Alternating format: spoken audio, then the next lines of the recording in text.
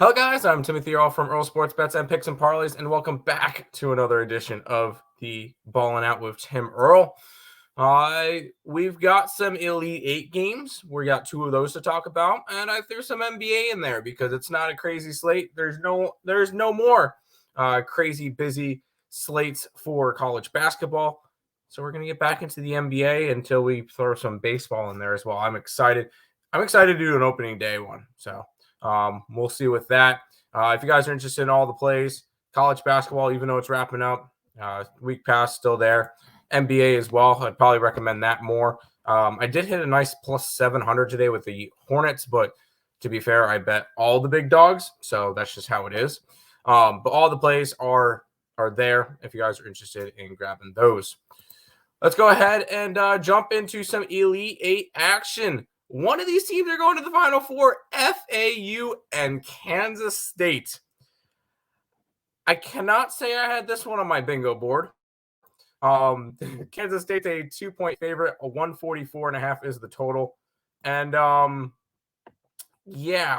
Kansas State's a 3 seed, 9 seed for Florida Atlantic.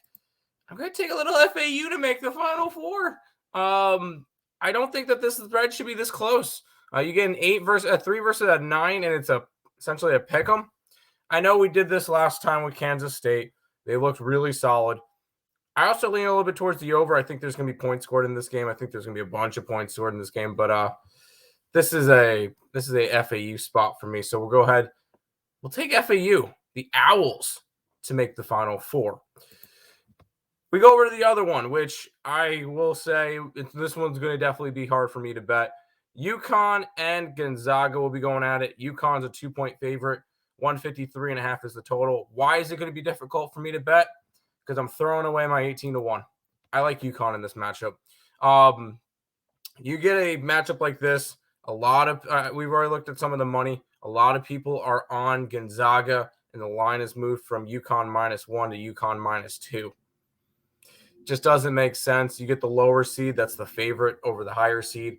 And I'm gonna have to throw away my 18-1 ticket, but UConn's gonna take care of business in this one, minus the 2. Don't get too caught up in any of your futures. Just kind of throwing it out there. Let's head over to the NBA. We do have 2 games, and these are the 2 good games that I'm going to be betting because there's some of them that are just not what I want to go after. Nuggets are hosting the Bucks. The Nuggets are 2.5-point favorites. 228.5 is the total in this one. You get the Nuggets, who are coming off of a couple days rest. The last time they played was March 22nd. That was a win at Washington. They're back home now. But one of the biggest fade spots for me is in because you get the Milwaukee Bucks, who are going to be on a second leg of a back-to-back, coming off of a blowout win in Utah. And now you're playing a second leg of a back-to-back in Denver. That is never an easy spot to play. I think Denver wins this one. I think they win it by margin. We'll take them minus the 2 and a hook.